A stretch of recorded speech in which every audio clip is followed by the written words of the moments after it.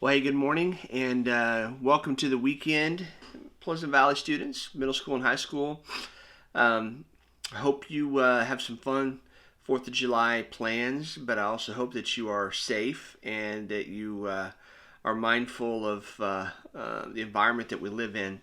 So, high school, we're looking forward to having an Olympic themed hangout with you on Monday. We know the Olympics were supposed to happen this summer, but they're not now.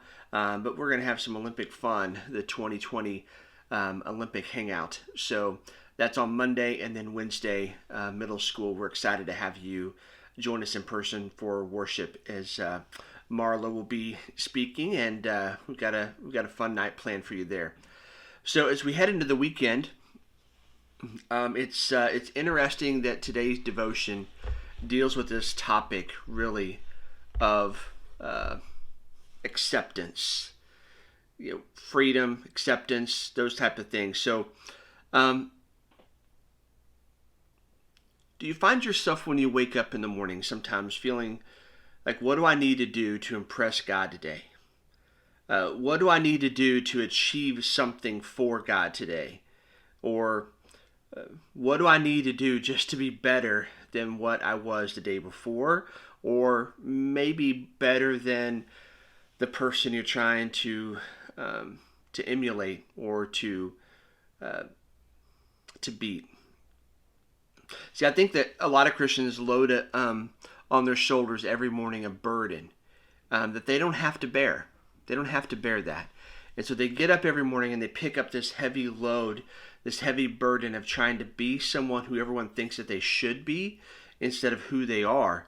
And so you work really hard to exercise what you don't have in hopes that you can achieve what's impossible. So you work really hard to get the things that seem impossible, and it doesn't work, does it? And it leads really to one of two places. It either leads to the scary pride that you get of being self-righteous, and it's this culture of everybody slapping on you like, hey, you're a really good person. You're a really good person. Like, you just never let us down. You never get in trouble. You never do anything bad. And the problem with that is pretty soon you just tend to believe that you are pretty good and you are better than a lot of other people. Or it can lead to fear and discouragement. And it can lead to this culture that exists of like, you don't run to God with your sin and ask for mercy because you're afraid of Him.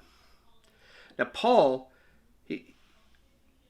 uses this phrase and maybe even this perspective, and maybe I'm just summarizing this, but it's like this culture of buy your way into grace. Like, you don't deserve grace, but you want to do all you can to get yourself in a position where grace will come to you. Well, that's not grace anymore.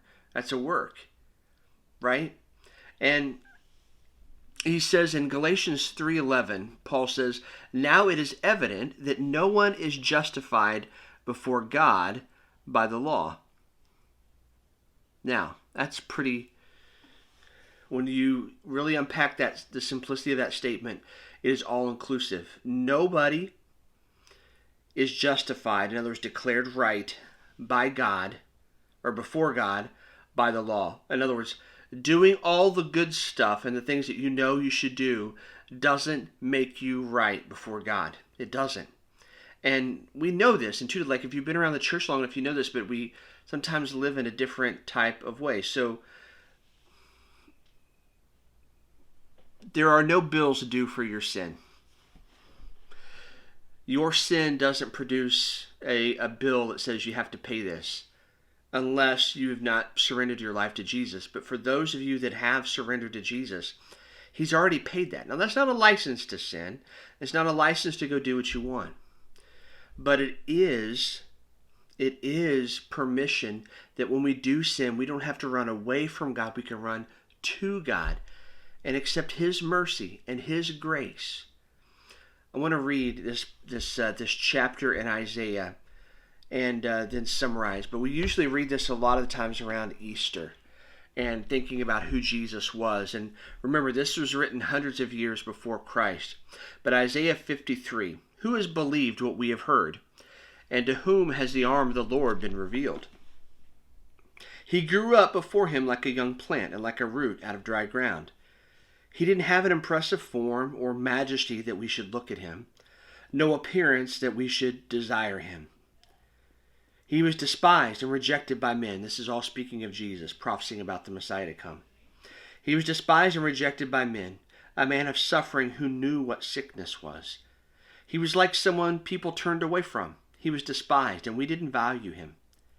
Yet he himself bore our sicknesses, and he carried our pains.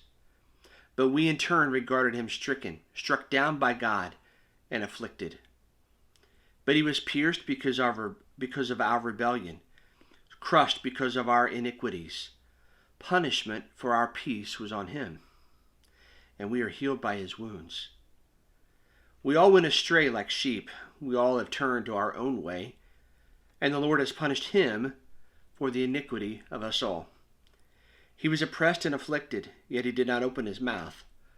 Like a lamb led to the slaughter, and like a sheep silent before her shearers, he did not open his mouth. He was taken away because of oppression and judgment. And who considered his fate? For he was cut off from the land of the living. He was struck because of my people's rebellion. He was assigned a grave with the wicked, but he was with a rich man at his death, because he had done no violence and had not spoken deceitfully. Yet the Lord was pleased to crush him severely. When you make him a guilt offering, he will see his seed. He will prolong his days, and by his hand the Lord's pleasure will be accomplished. After his anguish he will see light and be satisfied. By his knowledge my righteous servant will justify many, and he will carry their iniquities. Therefore I will give him the many as a portion, and he will receive the mightiest spoil, because he willingly submitted to death and was counted among the rebels, yet he bore the sin of many and interceded for the rebels.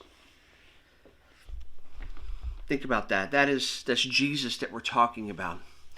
It's the one who we say that even though we've given our life to him and surrendered to him, that we're afraid of God's wrath on us when we sin, so we run away from him and have running to him. So here's my challenge as we go into this weekend. Where are you running from God? Where are you trying to buy your way into grace? What kinds of things are you trying to do that make you appear better so that then that you're in a position to receive grace? And that's not how it works. And you know that, and I know that. So let's be honest with the Lord and run to him as we enter into this holiday weekend. And may his grace and his peace be upon us. We'll see you soon.